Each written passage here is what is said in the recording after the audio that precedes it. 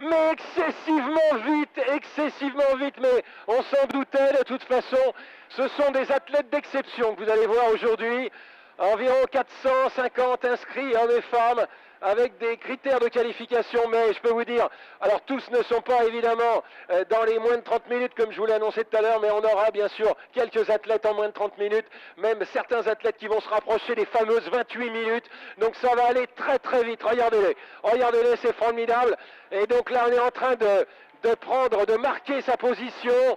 On se regarde quand même un petit peu aussi parce que beaucoup d'athlètes se craignent, beaucoup d'athlètes se connaissent. Voilà, donc là, le premier kilomètre va être vraiment mené tambour battant, un peu comme dans la course populaire tout à l'heure où ils sont partis.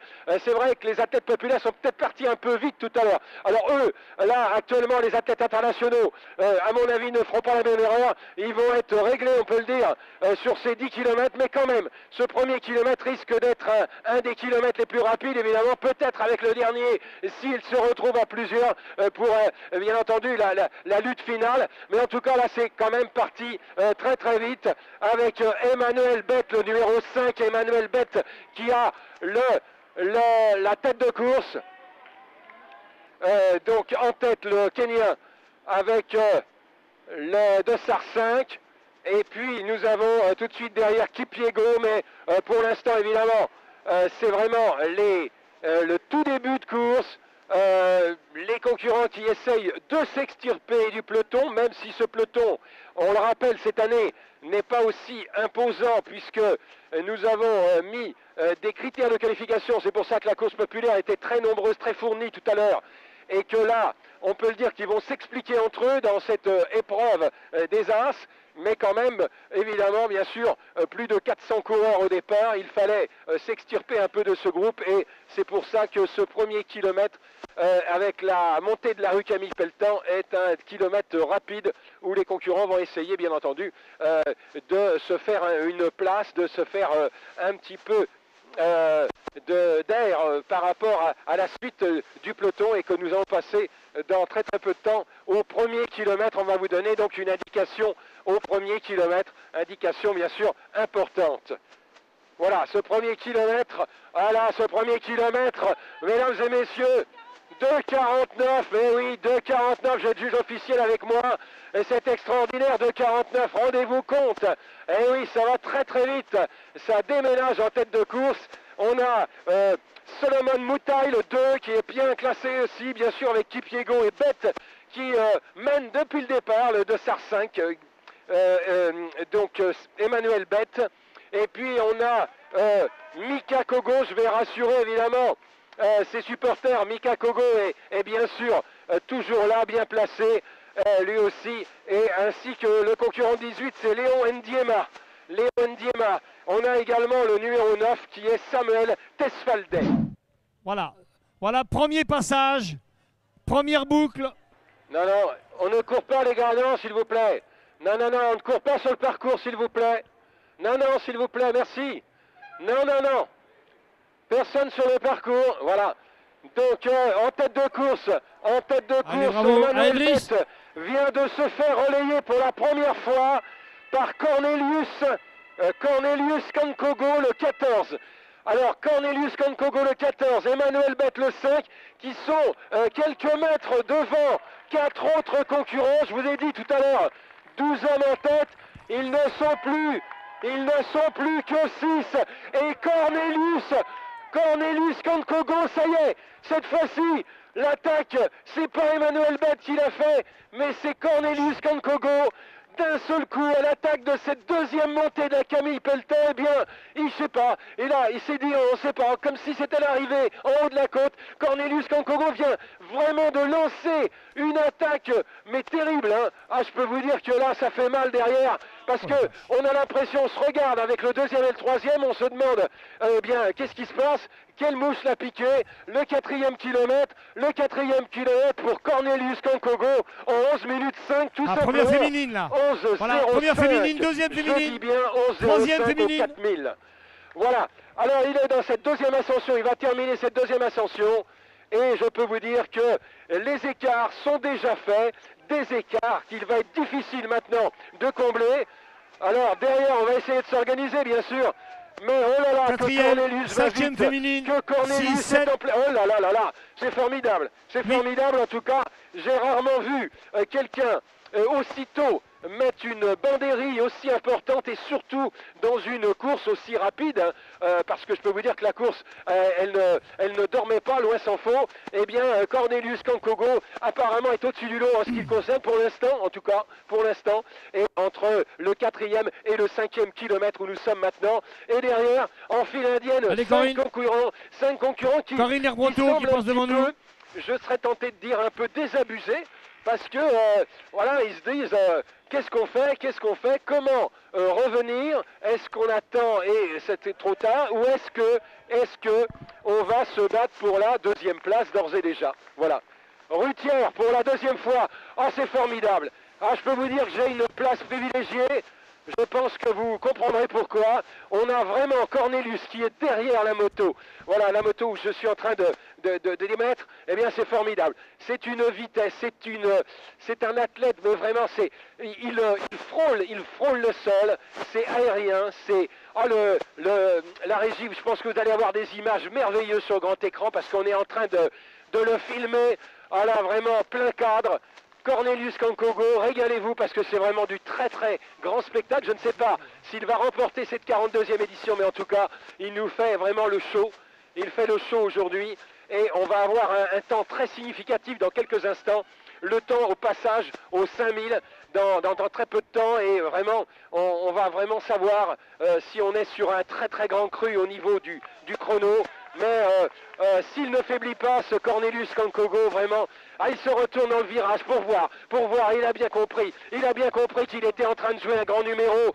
Ah, moi je serais tenté de dire que ce champion se connaît parfaitement, Cornelius Kankogo, à mon avis, oh là là là là, ça sent bon, il reste encore, bien entendu, 5 km à effectuer. Dans quelques instants, je vous livre la marque de Cornelius Kankogo, qui va être une marque royale.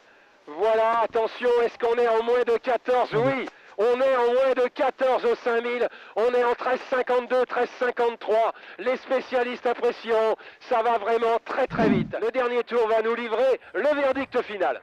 Voilà, effectivement, Cornelius Kankogo va passer devant nous. Il nous vient du Kenya, il a 20 ans.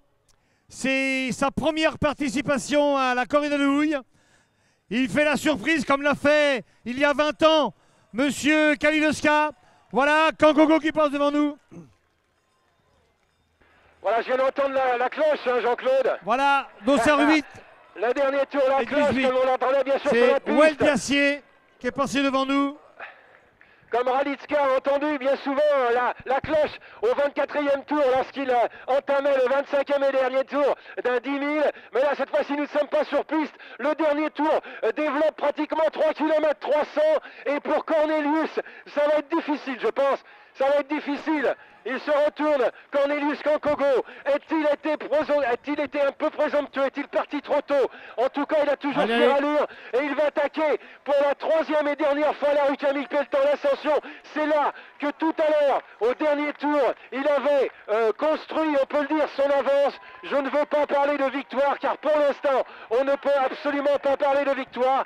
Cornelius Kankogo. Le deuxième homme est encore assez fringant derrière, mais je pense qu'on a bien 6 secondes, 7 secondes à vue de nez. Là, c'est vraiment quelqu'un d'exceptionnel, parce qu'il a vraiment une de très très belle victoire aujourd'hui. Il regarde encore son chrono, mais Cornelius, t'inquiète pas maintenant, tu vas l'emporter dans quelques instants. La dernière ligne droite triomphale de Cornelius Kankogo.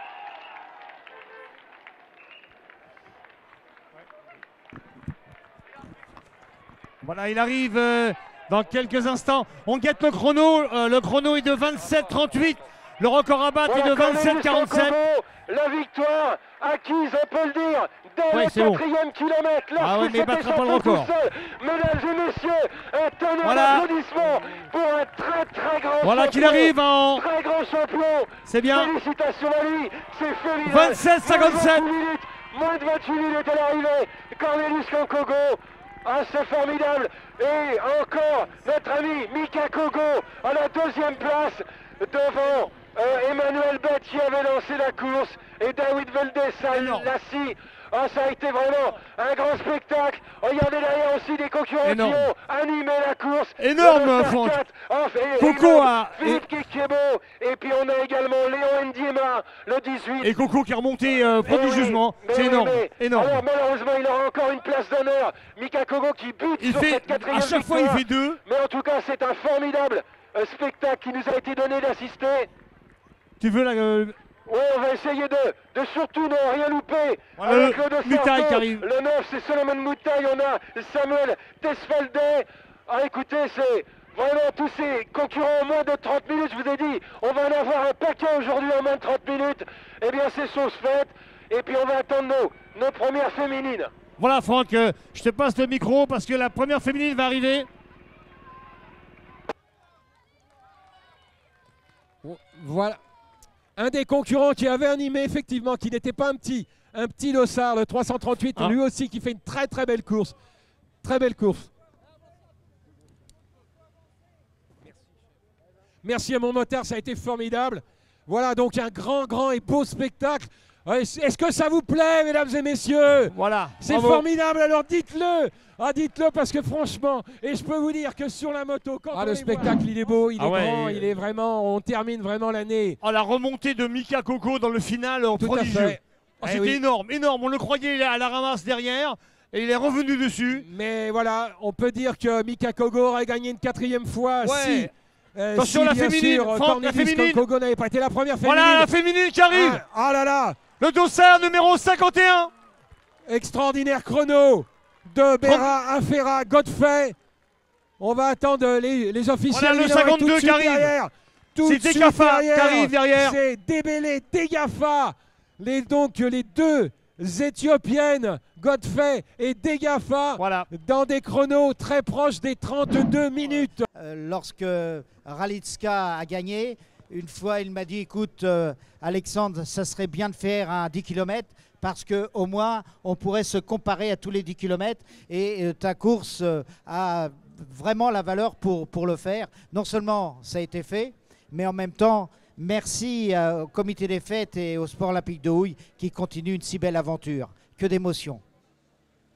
Pour moi, je trouve que c'est la fête du sport et je vois il y a beaucoup de monde, beaucoup d'athlètes qui cherchent une performance et ça fait plaisir de voir des athlètes qui arrivent à courir moins de 28 minutes sur 10 000. C'est fort et je crois on va les voir au championnat du monde de cross ou au championnat du monde sur piste, sur 5 000 et demi.